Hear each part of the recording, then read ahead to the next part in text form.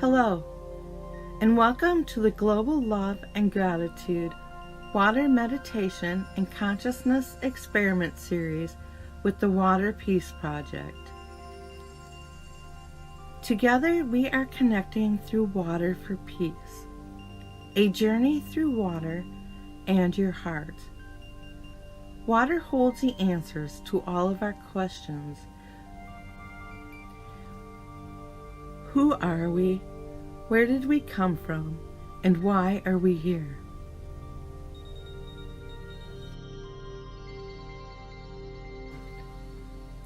Let's begin with a powerful clearing with the Ho'oponopono prayer. Please connect with your sincere heart and join in resonance by repeating 3 times after me. Water, I am sorry. Water, please forgive me. Water, I thank you. Water, I love you. Water, I am sorry. Water, please forgive me. Water, I thank you. Water, I love you. Water, I am sorry. Water, please forgive me. Water, I thank you. Water, I love you.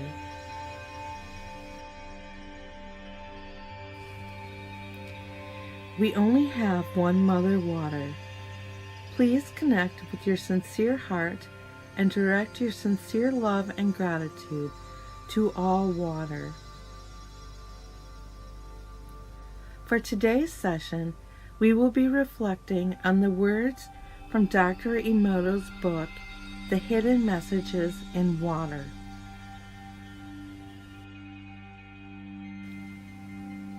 Chapter 1. Of what is the universe made? Understanding the fact that we are essentially water is the key to uncovering the mysteries of the universe. If you re-examine the world around you from this new perspective, you will start to see things as you have never seen them before. The various events that unfold throughout a person's life are events reflected in water. The individual and society make up one enormous ocean. By adding our individual drops to this ocean, we participate in the formation of society. I wanted as many people as possible to hear the message that water has for us, and so I decided to publish the photographs of the ice crystals.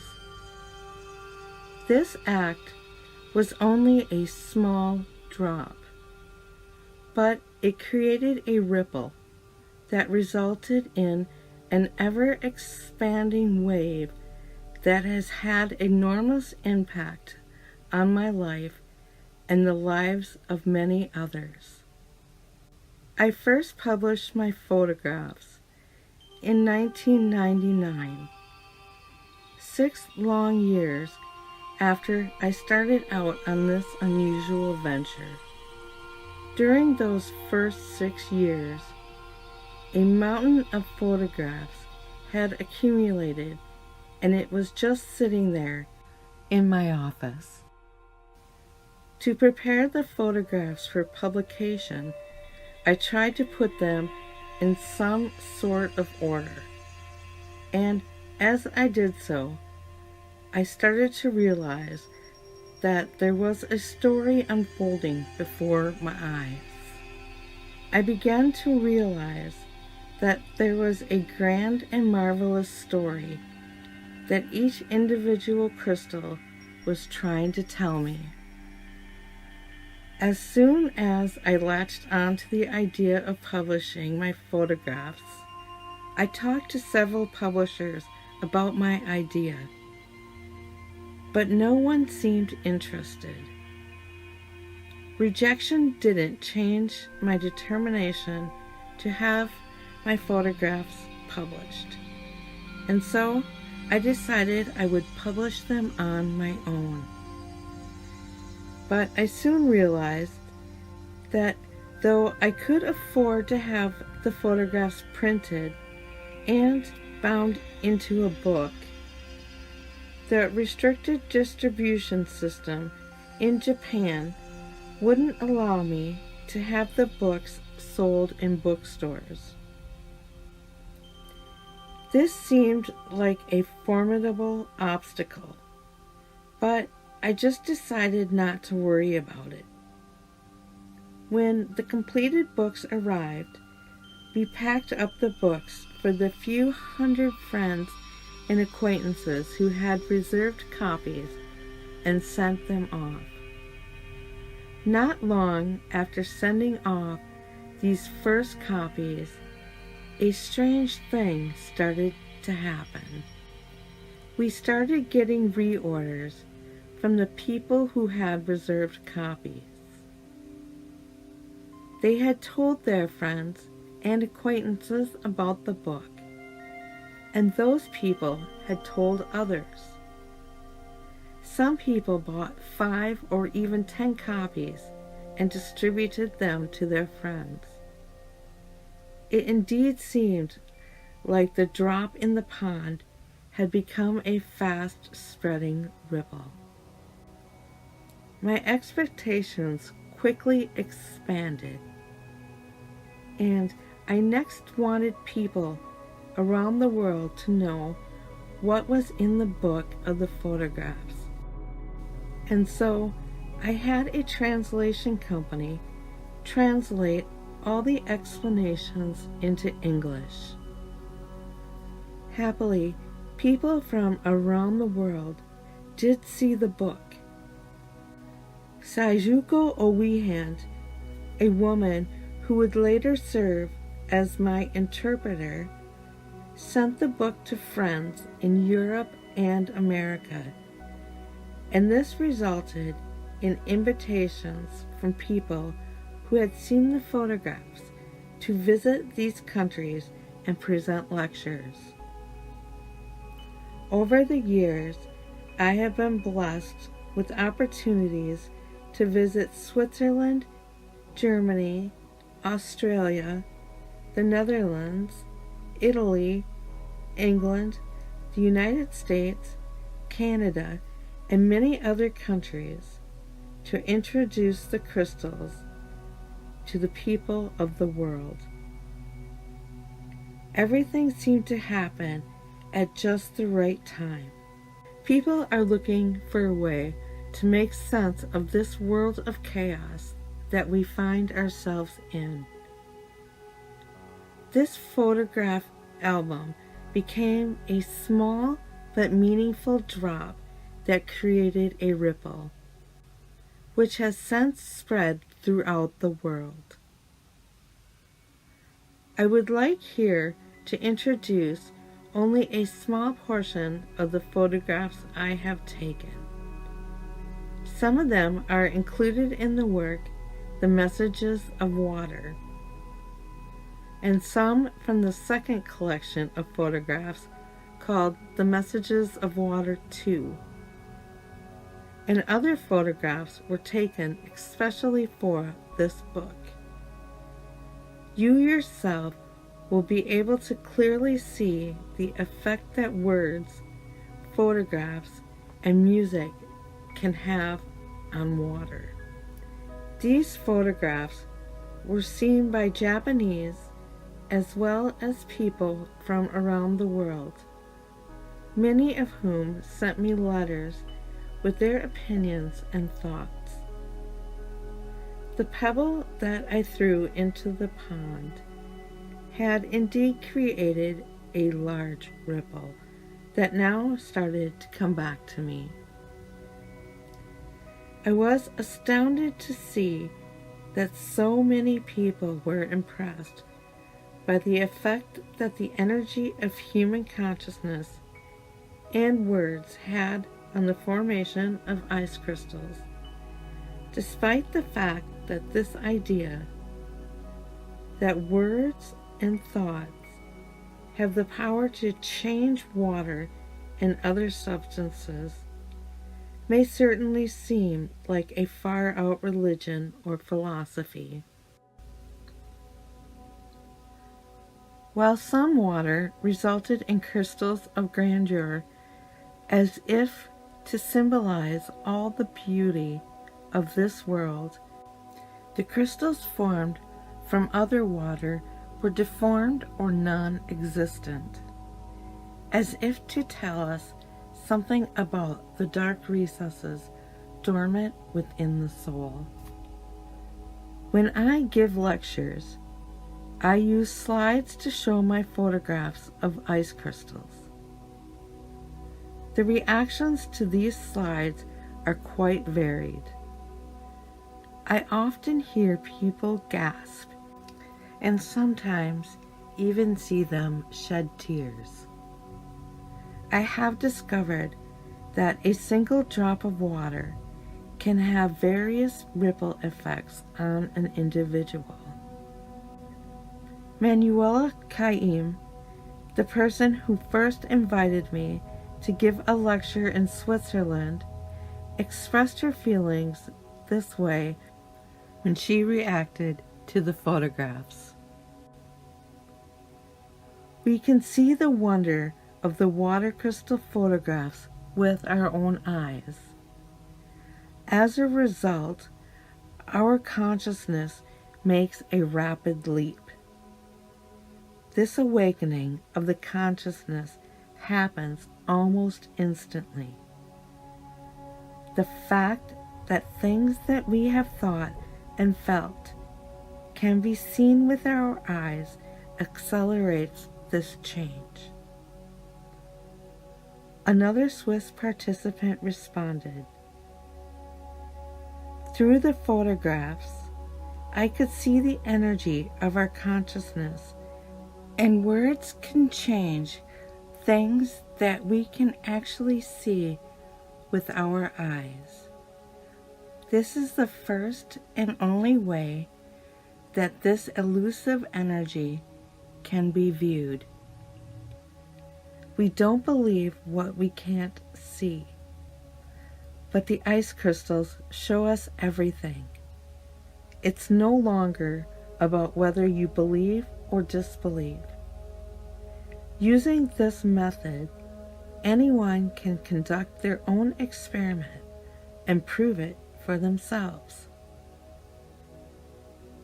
And a Japanese reader wrote, "Water is not just another substance. It is the life force of majestic nature. It made me once again realize the mysterious ability of water to cleanse and give life to all living. I can see that the soul, feelings, and vibration have an effect on the formation of ice crystals, and through this I can feel the importance of the soul and words.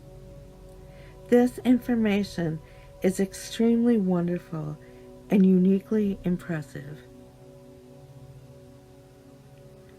It appears that ice crystals are closely and permanently linked to the human soul.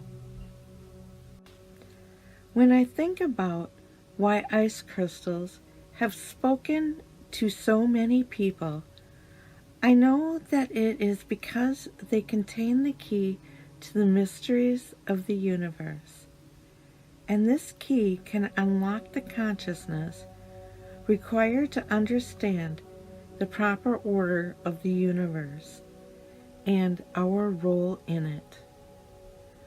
Water is the mirror of the soul, It has many faces, formed by aligning itself with the consciousness of human beings.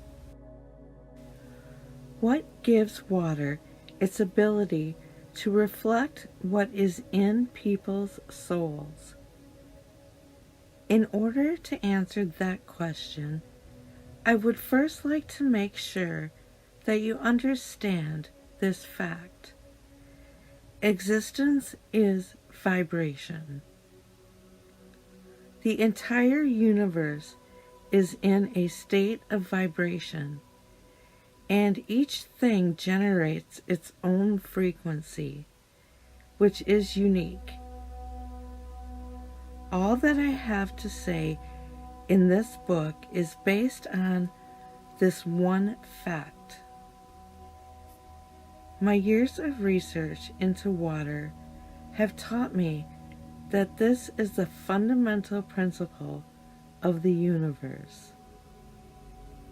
It can be said in just 3 words, but for people who have never heard them, these are very difficult words to understand. You might think, existence is vibration. Even this table, this chair, my body, how can everything that can be seen and touched be vibration?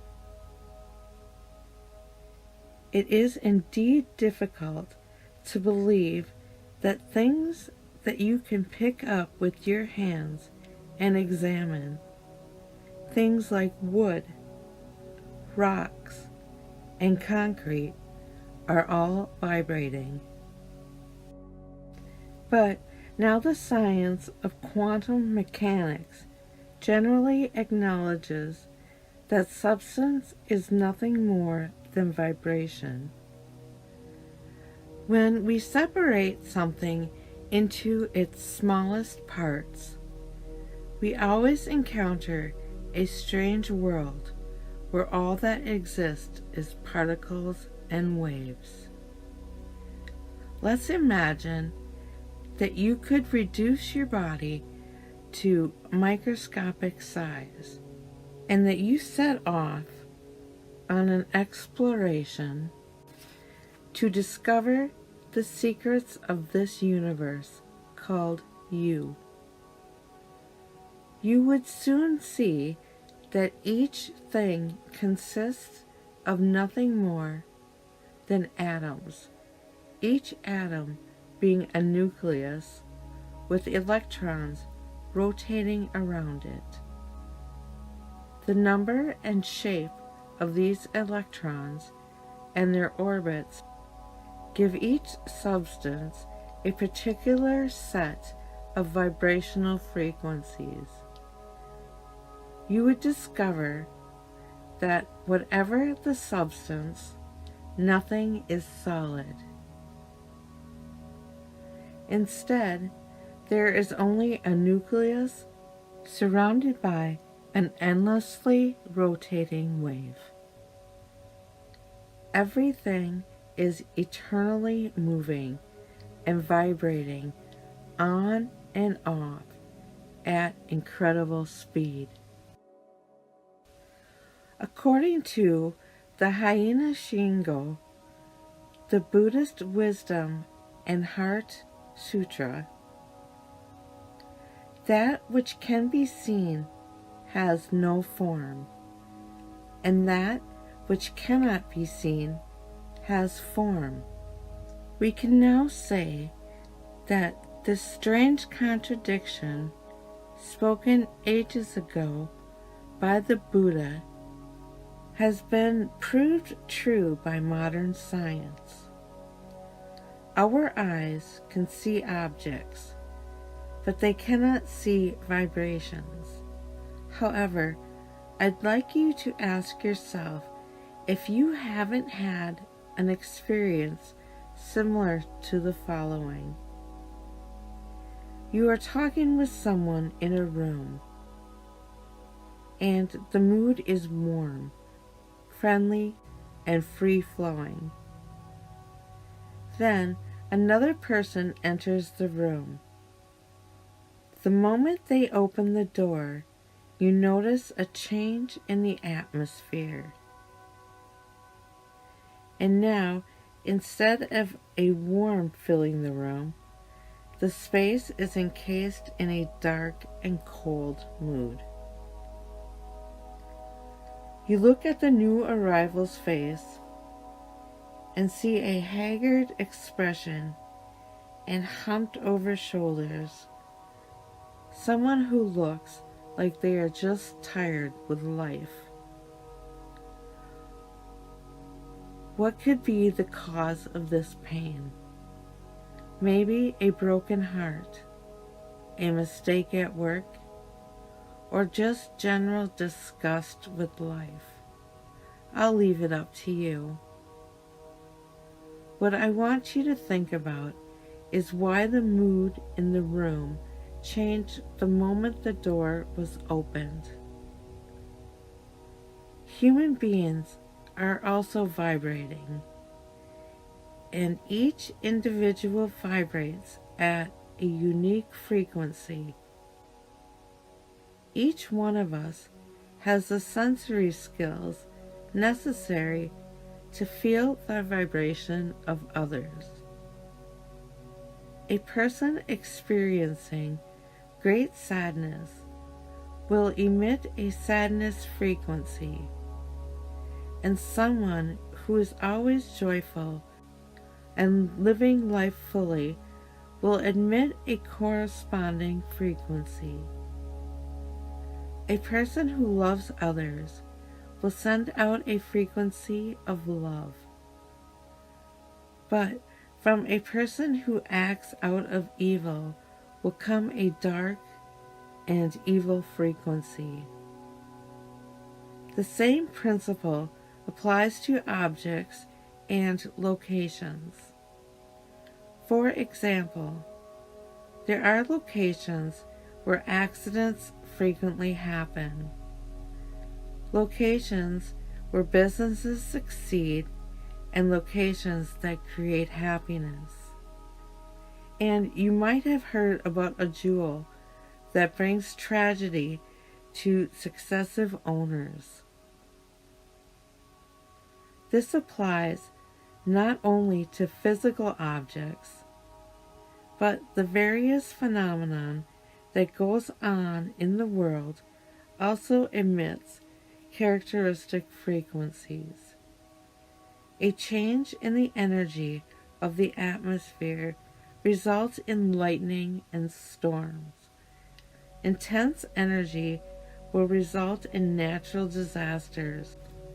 But we need to realize that these are not evil events. If we consider the enormous amount of evil energy being blown away, perhaps we should actually be appreciative of lightning and storms. For another illustration, think about the fact that people around the world enjoy coming together to celebrate.